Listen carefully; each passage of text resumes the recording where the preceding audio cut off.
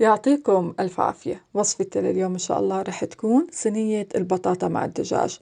طبعا هاي الوصفة من الوصفات السهلة والبسيطة، كل بيت بيعملها بطريقته، فاليوم حبيت إني أصور لكم إياها بطريقتي. بتمنى كثير إن الوصفة تعجبكم، تابعوها معي وتعالوا نشوف خطوات العمل خطوة بخطوة.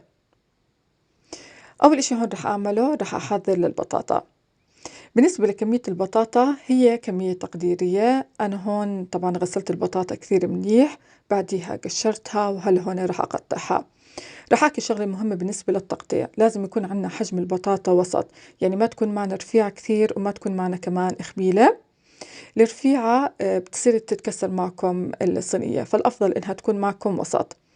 أنا هون قطعتها على شكل دوائر، وهلا هون قطعتها بالنص.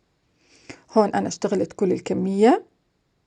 بنزل البطاطا المقطعة عندي بصحن، وبعديها بنزل عليها المي الباردة، بغسلها كثير منيح حتى يطلع النشا منها. وبعديها هون بحطها بمصفاي، بصفيها تماما من المي. لازم نصفي البطاطا تماما من المي حتى تمسك عليها التتبيلة.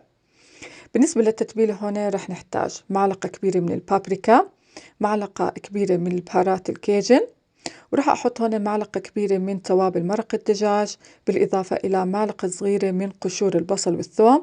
ممكن تستبدلوها ببودرة البصل والثوم. أكيد هون راح أحط ربع معلقة صغيرة من الفلفل الأسود والقرفة، ومعلقة صغيرة من الأوريغانو. بقلبهم كثير منيح. راح أحل هون البهارات بعصير الليمون، استخدمت هون نص كاس من عصير الليمون، بالإضافة إلى نص كاس من زيت الزيتون. وراح أحط هون كمان معلقة كبيرة من الثوم المهروس. الثوم بيعطي نكهة كثير طيبة. بحركهم كثير منيح مع بعض. بالنسبة لبهارات الكيجن مش متوفرة عندكم، ممكن تستخدموا أي نوع توابل الدجاج.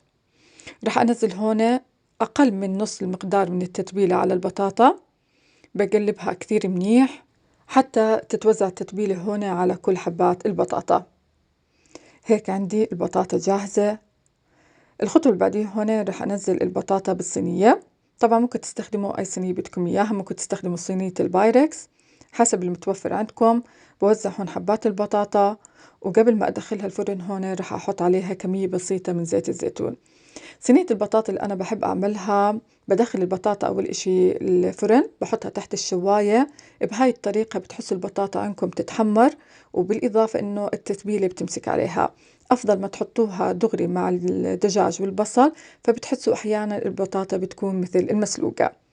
راح أحضر هون للبصل، استخدمت تقريبا هون حبتين حجم وسط من البصل الأبيض، ونزلت تقريبا هون معلقتين كبار من التتبيلة، وبفرك البصل كثير منيح بالتتبيلة. طبعا هون أنا البصل استخدمته هو البصل الأبيض، ممكن كمان تستخدموا البصل الأحمر. الدجاج هون أنا استخدمت أفخاذ الدجاج، ممكن تستخدموا صدور الدجاج، وممكن كمان تستخدموا الدجاج الكامل. كمية الدجاج هي كمية تقديرية، أنا هون استخدمت 6 حبات من قطع الدجاج. طبعا هون الدجاج أنا نظفته كثير منيح بالملح والطحين والخل، بفركه كثير منيح. بعديها بغسله في المي الباردة، وبصفيه تماما من المي. لازم نصفي عنا هون دجاج تماما من المي حتى تمسك التتبيلة عليه. وقت لما تيجي تفركوه بالتتبيلة بتحطوا تحت الجلد كمية منيحة، وبتدعكوه كثير منيح. طبعا هون رح أرجع أقلب الدجاج مع البصل، وبترك الدجاج هون منقوع بالبصل حتى تتحمر معي شوي البطاطا.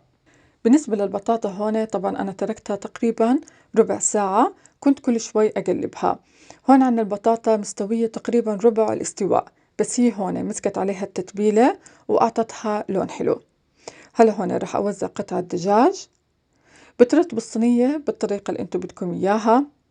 وممكن كمان هون الأفخاذ انكم ما تقسموها بالنص، أنا هون بحب أقسمها حتى تتحمر معي بسرعة. البصل هون أكيد بتحطوه تحت قطع الدجاج، وبتوزعوه كمان بين قطع الدجاج والبطاطا. رح أحكي بالنسبة للمي هون، أنا ما رح أحط مي مع صينية الدجاج والبطاطا، رح أكتفي بالمي رح تطلع من البطاطا والدجاج. قبل ما أغطي الصينية هون رشيت رشة من البابريكا. ورق الزبدة هون أنا بليته بشوية مي. بغطي الدجاج كثير منيح، وبرجع هون بحط ورق القصدير. إذا حبيتوا تحطوا ربع كاسة من المي أكيد ممكن. بس أنا بحب صينية البطاطا إنها تكون مسبكة، يعني ما تكون فيها مي كثير. دخلته هون الفرن على درجة حرارة 200 لمدة ساعة. جنب الصينية هون رح أقدم الرز المبهر بطريقة كثير بسيطة ورح تحبوها إن شاء الله. رح نحتاج هون كمية من الزيت النباتي، ورح أنزل هون البهارات الصحيحة اللي هي اللومي، القرفة العيدان، ورق الغار، الهيل والقرنفل. بقلبهم مع بعض، وأول ما تبلش عندي هون تطلع نكهة البهارات رح أنزل الرز. الرز اللي استخدمته هون هو رز بسمتي حبة طويلة. الكمية طبعا هون 2.5 كاس، نقعتهم بمي فاترة تقريبا مدة ربع ساعة، صفيتهم كثير منيح من المي ونزلتهم بالطنجرة. رح أحط هون معلقة كبيرة من الملح، بقلبهم، وبعدين هون رح أنزل المي. بالنسبة للمي هون كل كاس رز بحط عليه 1.5 كاس من المي، وبرجع في الأخير بحط على المجموع أقل من كاس من المي. هون بقلبهم، بترك الرز على نار عالية، وأول ما أشوف عند المي هون نزلت عن الوجه بغطي الطنجرة، بوطي الغاز حتى يتشرب عندي الرز كل كمية المي. هيك عندي الرز تمام. رح أحط هون منقوع الزعفران. طبعا استخدمت كمية بسيطة من الزعفران، نقعته بالمي السخنة مدة 10 دقائق ونزلته هون فوق الرز. بتركه مدة 10 دقائق على نار واطية وبعديها بطفي الرز. هيك عندي الصينية بعد ما طلعتها من الفرن. زي ما حكيت لكم أخذت مني ساعة. هلا هون رح أرجع أدخلها الفرن وأحطها تحت الشواية حتى أحمر الوجه. هيك عندي أول ما طلعتها من الفرن. بالنسبة لصينية البطاطا زي ما حكيت لكم في لها طرق كثير. في ناس بتحب تحط كل المكونات، الدجاج والبطاطا والبصل مرة واحدة وتدخلهم الفرن. أنا هون بحب إني أشوي البطاطا بعديها أحط المكونات الثانية الدجاج والبصل، هيك بتاخذوا نكهة كثير طيبة للبطاطا.